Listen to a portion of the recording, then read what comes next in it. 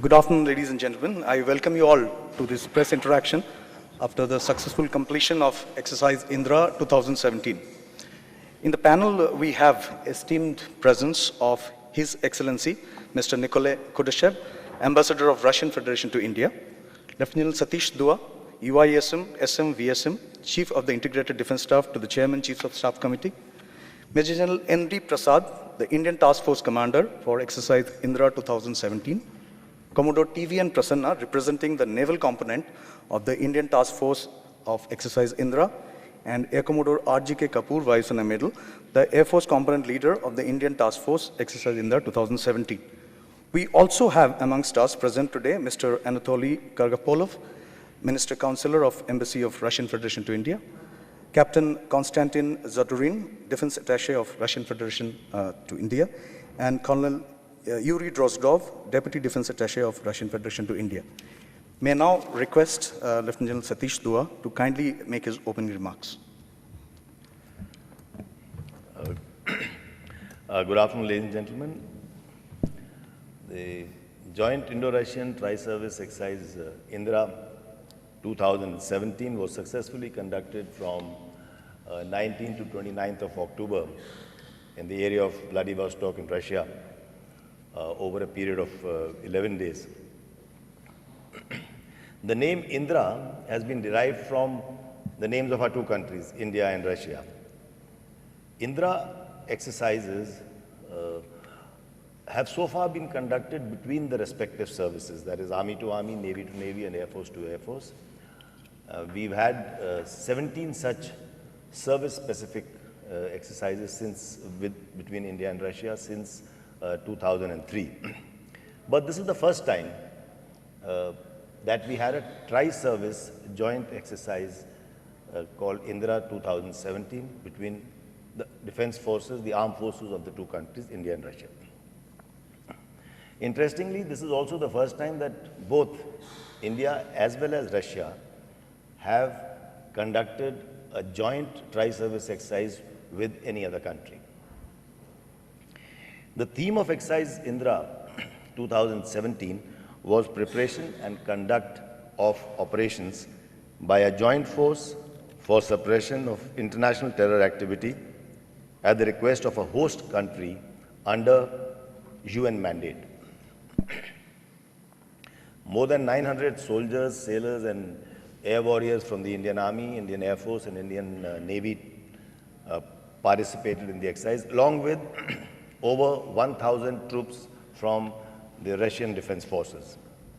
The exercise was conducted in the air, over land, and at sea in area of Vladivostok, more specifically in the Sergeyevsky Combined Arms Training Range, Captain Clerk Training Area, and waters of the Sea of Japan.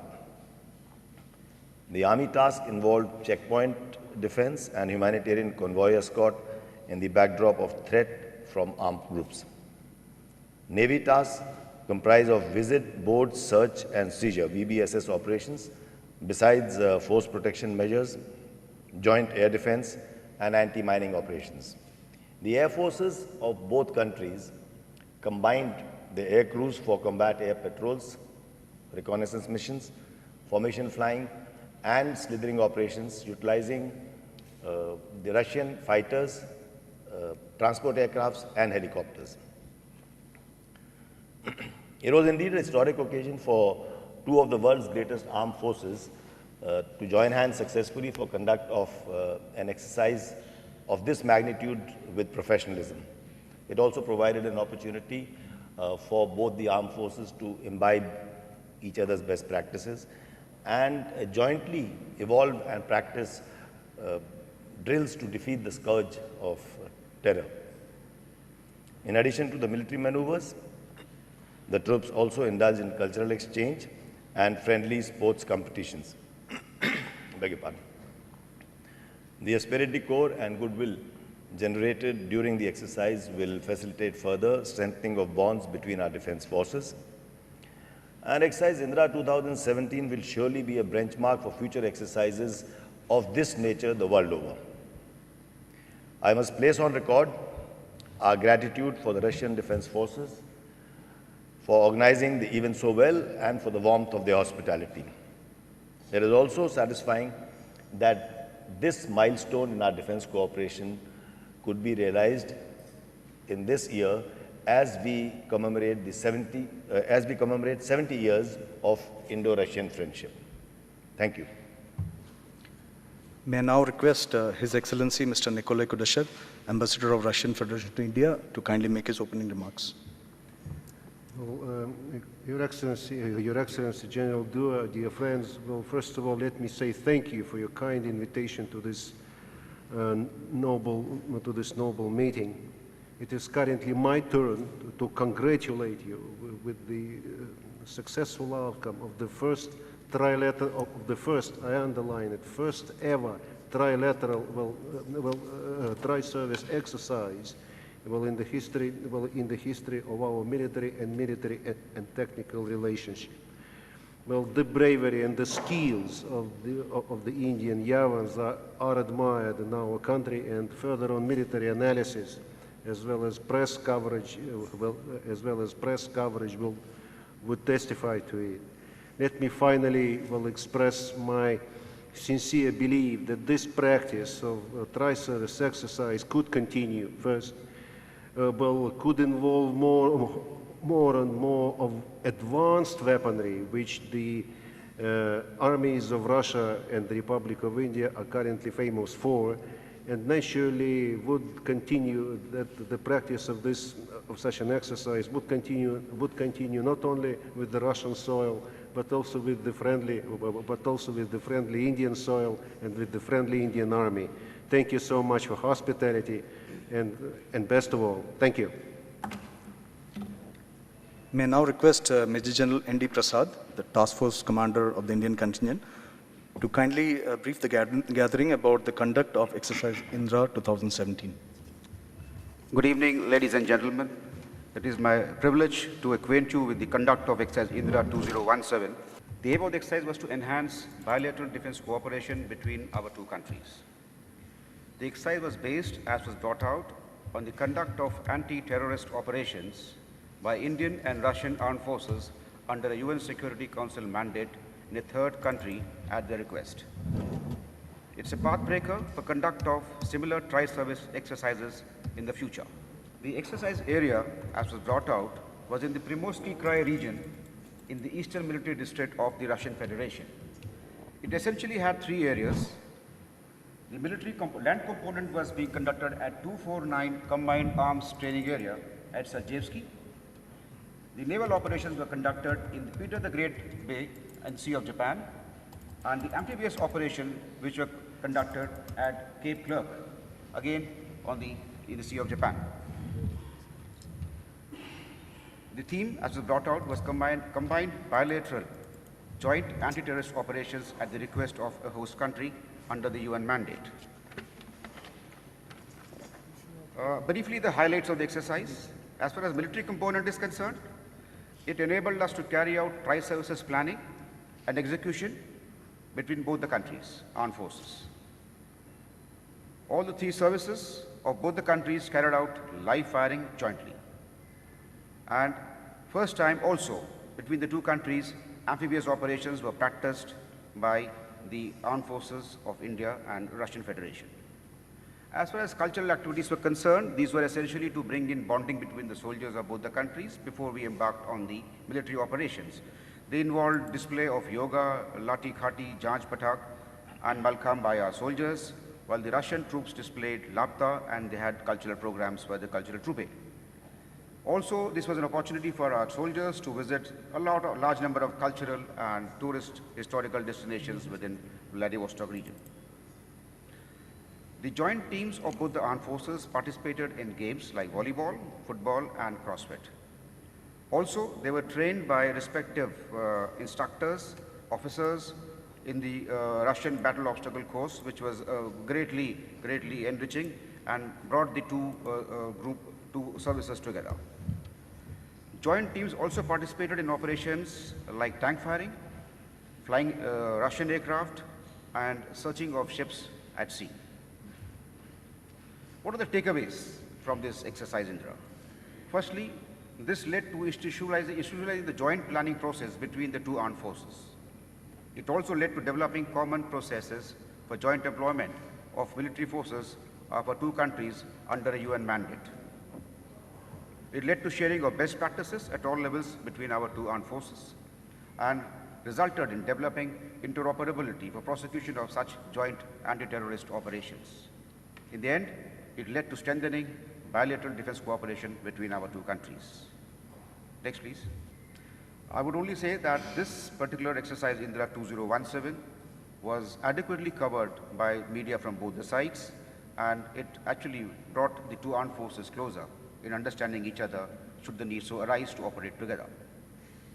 Thank you so much.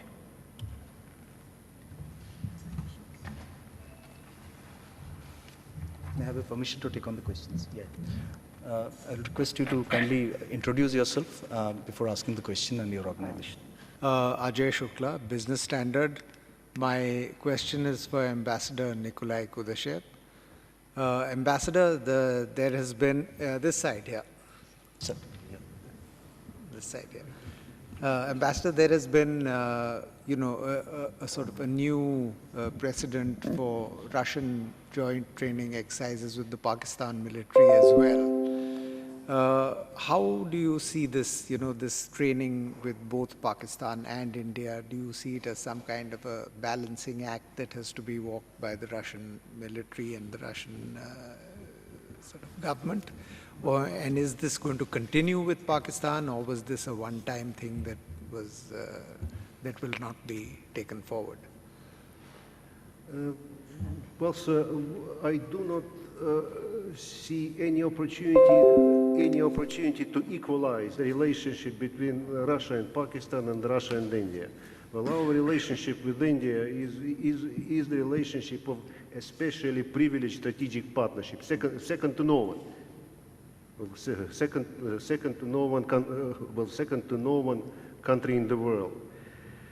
While the relationship is, while our sincere desire is to have normal interstate relationship with Pakistan. Well, the purpose of the drills you mentioned, sir, was of an anti-terrorist, counter-terrorist nature, and it was meant to support the reasonable elements within the government of Pakistan, well, to counter this common menace, facing us. So I would underline that there is no need and no opportunity to equalize the relationship, but we could be looking for some kind of a common denominator, which is fighting common challenges and threats, namely terror of all kinds and manifestations. This is my answer, sir. Thank you. Mr. Ambassador, I'm Shailesh Kumar from National Defense. Here at the back, sir. Sir. Yeah. Sir, I just need your comments since we know that you have come closer to China also along with the Pakistan, and since this exercise was focused on terrorism, counter-terrorism, may I know that China, who is time and again blocking the declaration of Maulana Masood Azhar as a global terrorist, what is Russia's viewpoint on that? And do you believe that what China is doing in blocking the Indian efforts to declare Maulana Masood Azhar as international terrorist, global terrorist, is that justified? Can you please comment on that, sir? Well, frankly speaking, well, the substance of the question is not quite clear for me. Well, but I would say that I cannot speak for China. Well, China is a sovereign nation. Let it say for let it say for itself.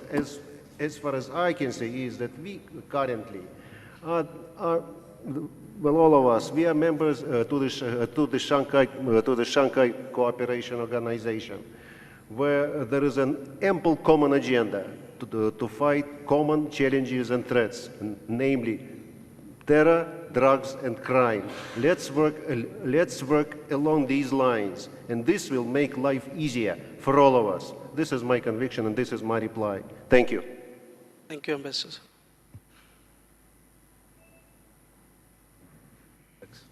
Sir Neeraj Rajput ABP news से general दुआ से मेरा सवाल है sir कि इतनी बड़ी exercise हमने की है और हमने देखा कि जो रशियन फोर्सेस हैं वो आईएसआईएस के अगेंस्ट में लड़ रही हैं, सीरिया में लड़ रही हैं और सक्सेसफुली लड़ रही हैं। तो अगर ऐसा सिनेरियो हमारे सामने आता है, हमारी फोर्सेस के सामने आता है कि हमें कहीं इंटरनेशनल सिनेरियो में जाकर सीरिया में आईएसआईएस या कहीं और कंट्री में जाके फाइट करना पड़े, तो क्या हम उसके लिए तैयार हैं? और इस एक्सरसाइज से क्या हम लोगों ने भी सीख ली है कि हम भी इस तरह के ऑपरेशंस कर सकते हैं? मिलिट्री का काम है अपने आप को तैयार रखना अपने आप को तैयार रखना, काउंटर टेररिज्म हो या कोई भी ऑपरेशन हो, हमें उसकी तैयारी रखनी है। हम वो काबिलियत हासिल करते हैं, और चाहे वो दूसरे देशों के साथ इकट्ठे ऑपरेट करने में हो। रहा सवाल हम किस देश में जाएंगे, जैसे हमने कहा इसका मैंडेट था इसका पर्पस था अंडर यूएन मैंडेट। तो यूएन की मैंडेट में हमारे देश की आर्म फोर्सेस किस ऑपरेशन में किसके साथ हिस्सा लेंगी, उसका फैसला हमारी सरकार करेगी। आर्म फोर्सेस का काम है काबिलियत बनाना कि हम वो जॉइंट फोर्सेस के साथ ऑपरेशंस कर सकें।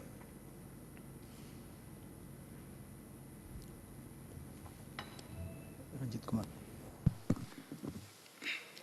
This side, sir. My question is addressed to the Russian ambassador. I'm Ranjit Kumar from the Punjab Krishi Group. While Indian armed forces have been exercising with the Russian armed forces, India has of late started exercising with Japan and US also, holding joint trilateral military exercises. So how do you view these developments? Well, naturally, my primary preoccupation or occupation as ambassador is the development of our bilateral relationship. Well, India is a sovereign nation, and it is clever enough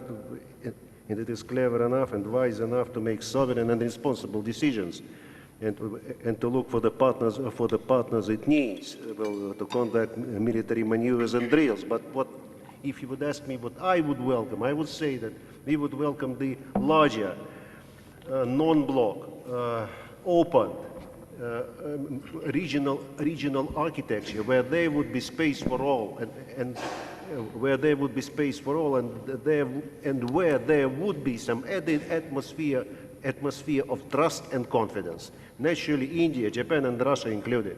That's my reply. Thank you. सवाल है कि आपने Indian arm forces ने US के साथ भी अब रसिया के साथ भी एंटी टेररिस्ट ऑपरेशन किया है, तो उन लोगों से दोनों में आप लोगों ने क्या सीखा, चाहे यूएस की बात करें चाहे रसिया की बात करें, या आपने ज़्यादा सिखाया, अगर कुछ बता सकें? ऐसा स्पेसिफिकली टैक्टिक्स में बता पाना मुश्किल होगा कि हमने क्या सीखा है। इरादा एक्सरसाइजेस का, जॉइंट एक्सरसाइजेस का ये होता है कि हम ये काबिलियत बना सकें कि उस मुल्क की आर्म फोर्सेस के साथ हम कैसे ऑपरेट करेंगे। जो प्रोसीजर्स, जो कम्युनिकेशन सेट्स, जो उनकी ड्रिल्स हैं, वो एक दूसरे से हम लोग न सिर्फ सीखते हैं, हम लोग आपस में तय करते हैं कि हम इकट्ठे ऑपरेट हमें करना पड़े तो उसका वाया मीडिया क्या होगा। तो जब यूएस के साथ ऑपरेट करते हैं, एक्सरसाइज करते हैं, तो हम उनके तौर तरीकों के साथ एक्सरसाइज करते हैं, जब इनके साथ एक्सरसाइज करते हैं तो इनके तौर तरीकों से एक्सरसाइज करते हैं, और ऐसे ही काबिलियत बनती है। आनंदित।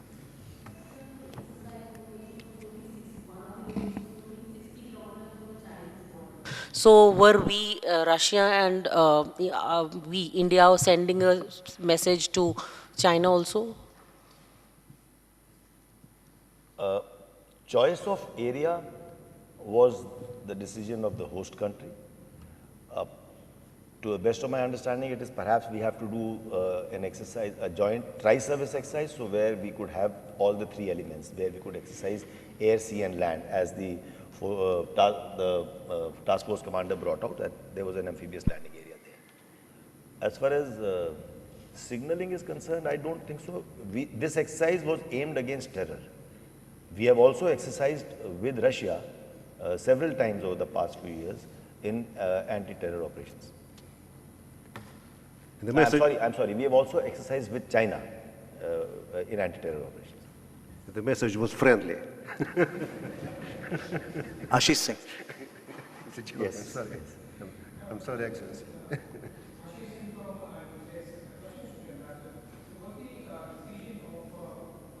The Indra exercise was the decision of upgrading Indra exercise to a tri-service level initiated from Russia or the Indian side?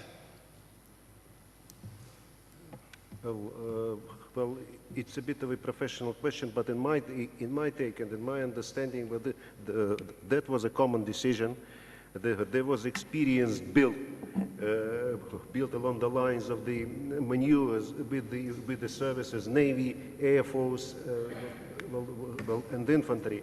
Currently, the time has come to bring it all under one umbrella, the tri-service exercise, and maybe to continue with this practice involving more and more advanced weaponry. That's what I can guess. Thank you.